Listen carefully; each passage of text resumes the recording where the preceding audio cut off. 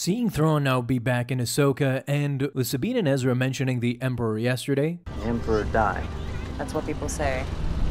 we know that Palpatine returns, of course, in the sequels, but what you didn't know is that actually Palpatine had a very open conversation about Thrawn's disappearance and even discussed this with Darth Vader. I've never seen Palpatine actually miss somebody as much as Thrawn, and in the comics he actually expresses this very, very much. And this show kind of reminds me of what Palpatine missed out on. On Coruscant, after the Cloud City duel between Vader and Luke, where Darth Vader travels to the Imperial Palace to talk to his master. In that conversation, it is revealed the truth about Thrawn, about what Palpatine actually thought of Thrawn and how Vader might be inferior tactically to him. We're gonna talk about that shortly, but it starts in the Kessel mining facilities where stormtroopers are standing guard, and up above, Commander Zara is just overlooking the entire operation. An Imperial at that time walks in, tells Commander Zara that they have an incoming transition for her. Sarcastically, Commander Zara tells him that who would call the likes of her? Is it Emperor Palpatine himself giving her a medal? No, but it was close according to the lieutenant. It is Darth Vader. This made Zara jump out of her seat. She ordered the lieutenant to prepare her uniform at once. Vader, who had some time ago been introduced by Tarkin to Commander Zara, knew exactly who she was. She was Elian Zara. She worked closely with Governor Tarkin before he unfortunately perished on the Death Star. Vader knew how fondly he spoke of her on occasion, and Vader knew that Tarkin had given her instructions on Tarkin's methods,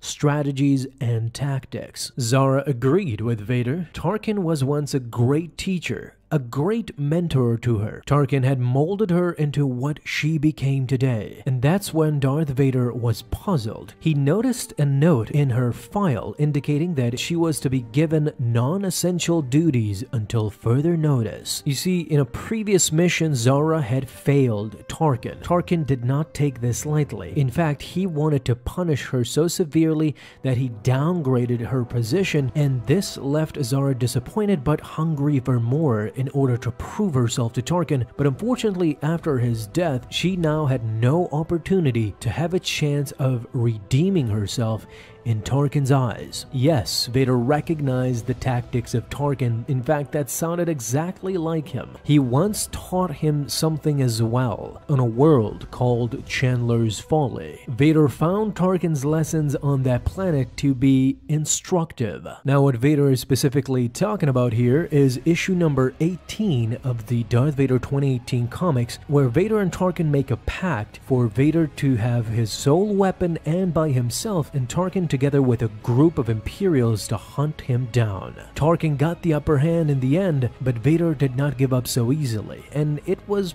basically concluded to be a draw. And that's what Vader is inferring to here. But he continues with Zara. He says she will have her opportunity for redemption if she denies the rebels. Vader was placing her in charge of the efforts to hunt down the remnants of the rebel fleet, and she will be giving all the necessary resources. Of course, this left Zara just clamoring for more. She will not fail him, and Vader assured her to not do so, as now not only Vader knew her name, but the Emperor knew her name as well. This will either be the greatest opportunity of her life or the worst moment of her life. Time only will tell. Now, how, you may ask, Vader came to this conclusion? Well, on that conversation that we talked about between Vader and Sidious, according to Vader, after destroying them on Hoth and trapping them on Cloud City, much of the rebel fleet has just scattered into smaller cells. But Palpatine was determined. They are to be hunted down and destroyed, every last ship,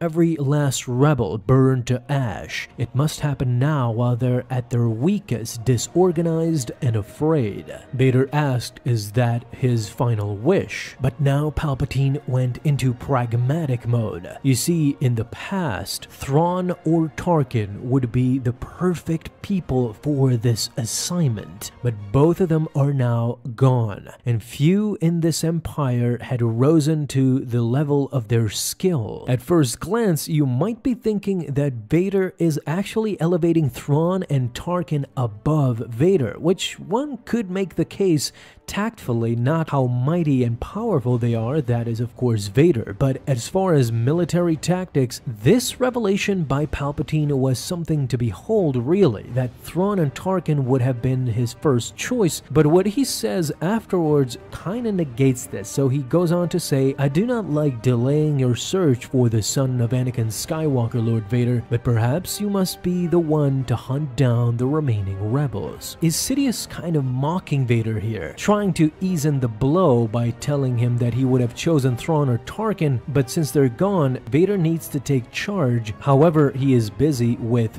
pursuing Luke Skywalker. But in a surprising turn of events, Vader, the emotional wreck, does not get offended by this, or does not seem to be bothered in the slightest, or do not seem to be bothered, as he simply tells Palpatine, "No, there is another," referring to Commander Zara, of course, as he gives her the assignment to hunt down the rebels, while Vader pursues Luke Skywalker, his son. You see, both Palpatine and Vader at that time were focused a lot on finding Luke and turning him to the dark side, while the rebels were minuscule at this point. However, Palpatine knew the importance of crushing them while they were weak. So it would have been amazingly interesting if Thrawn or Tarkin were still alive.